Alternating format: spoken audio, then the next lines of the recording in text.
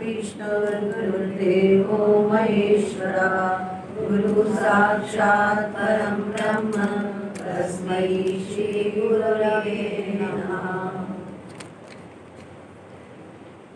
परम पिता परमात्मा की असीम अनुकंपा से, परम श्रद्धेया श्री गिरी माँ जी की असीम अनुकंपा से इस वर्ष भी गत वर्षों की भांति हमने श्री कैलाश आश्रम के परम श्रद्धेय परम पूज्य जन जन तक घर घर तक ज्ञान की ज्योति जलाने वाले श्री गिरी माँ जी के हृदय सम्राट श्री कैलाश आश्रम के अष्टम पीठाधीश्वर महाराशि का निर्वाण दिवस हम मना रहे हैं।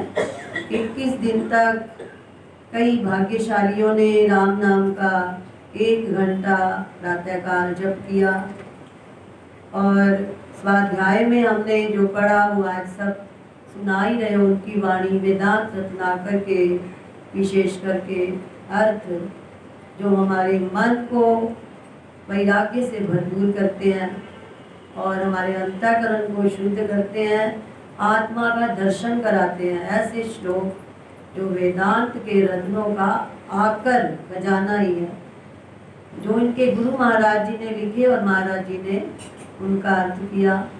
और इसके साथ ही हमने 2 दिन का शांकर भाष्य पारायण और विष्णु सहस्त्र नाम भाष्य पारायण किया।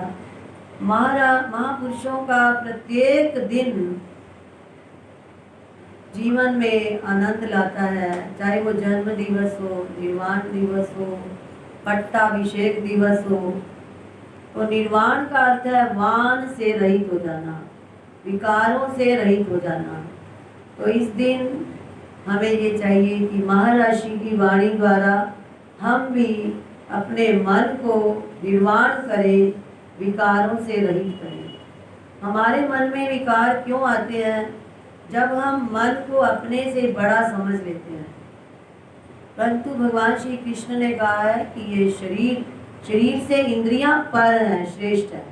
इंद्रियों से परे मन श्रेष्ठ है, सूक्ष्म है। इंद्रियां आपको दिखाई नहीं देती हैं। आंखों के अंदर भी एक इंद्रिय होती है जिससे आप देखते हो, कानों के अंदर भी एक यंत्र होता है जिससे आप सुनते हो। तो शरीर से इंद्रियां सूक्ष्म है, श्रेष्ठ है, और इंद्रियों से परे श्रेष्ठ मन है जो बिल्कुल ही नहीं दिखाई देता और भागता 1 मिनट में कहाँ से कहाँ है, अभी आप सुन ही रहे। और मन से परे बुद्धि है और बुद्धि से परे श्रेष्ठ आप हो।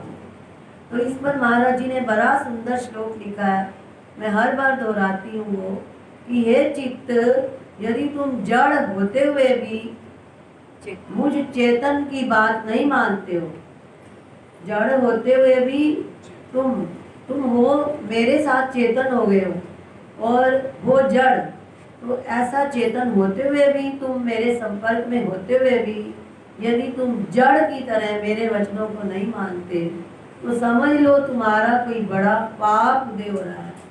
ठीक है, तुम यही रहो, हम जा रहे हैं, हम ऐसी भूमिका में जा रहे हैं जहाँ ना तुम हो ना कोई और दृश्य है, केवल एक चेतनमय ज्योति ही जगमगा रही है। तो मन को चेता का है, चित मतलब हे चित, तू चेतन होते हुए भी मेरे साथ चेतन हो गया और बना जड़ हुआ है।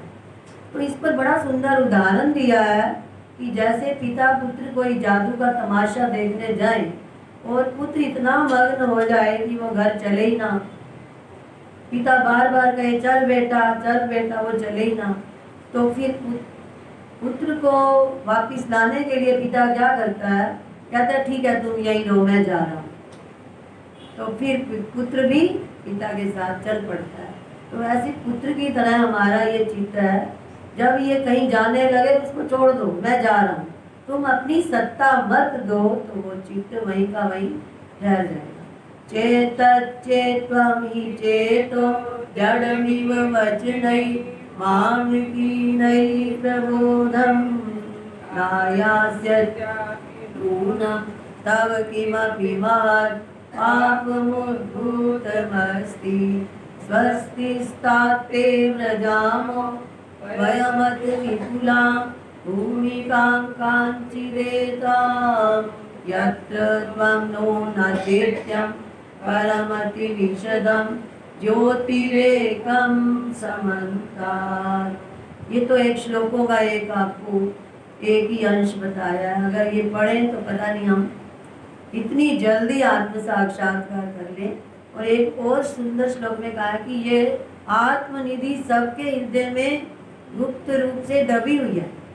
अमुम निधिम गाढ़म जनाना, और दीप्यमान हो रही है, परंतु मोह की शिला ऊपर आ रही है, इसलिए दीन दशा को प्राप्त हो रहे हैं।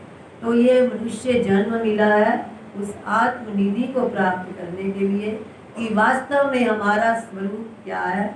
हम मन से भी बड़े हैं, श्रेष्ठ हैं, सूक्ष्म हैं।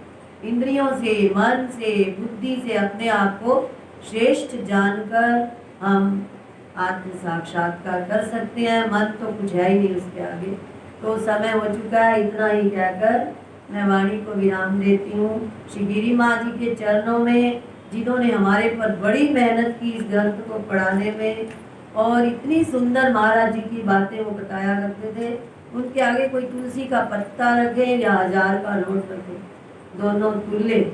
और कोई घर में ले जाने के लिए रिक्शा लाए, साइकिल लाए, गाड़ी लाए, या पैदल ही चलेंगे, नज़दीक होता तो पैदल भी चलेगा। साबुन की रिक्शा पर भी महाराज जी किसी के घर गए थे। वो आज इतने ज़्यादा भौतिक उन्नति में आगे बढ़ गए, आध्यात्मिक उन्नति में। चांदना जिनका जगह जगह नाम लिखा हुआ है, ठेले पर बैठ के महाराज जी उनके घर में गए।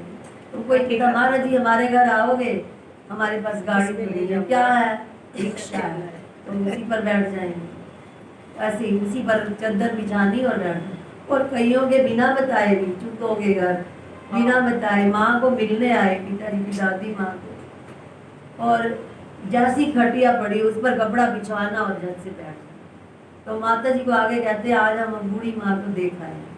तो उस माँ में ऐसा रंग चढ़ा महाराज जी के, माता जी के दर्शन करके उस माँ ने माता जी का एक एक अंग स्पर्श किया और ऐसे लगाया, उनको दिखता नहीं था कि जाते टाइम उनको रोम रोम में राम राम कहते, जल्दी लाओ, दूध लाओ, राम जी आ गए हैं। ऐसी झांकी दिखाई दी कि राम लक्ष्मण सीता मुझे लेने आए।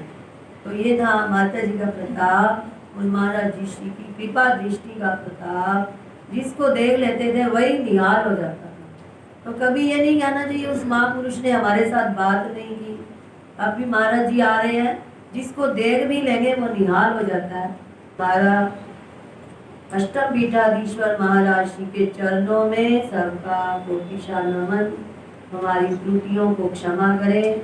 कर चरण कृतं वा कायजं कर्मजं वा श्रवण नयनजं वा मानसं वा पराधं वेदमवेदं वा सर्वमेतत्क्षमस्व। जय जय करुणाब्धे श्री महादेव शंभो। गिरी माँ जी के चरणों में हम सबका शतकोटि नमन। सभी पूर्वाचार्यों को हमारा पुनः पुनः नमन। ओम तत्सत।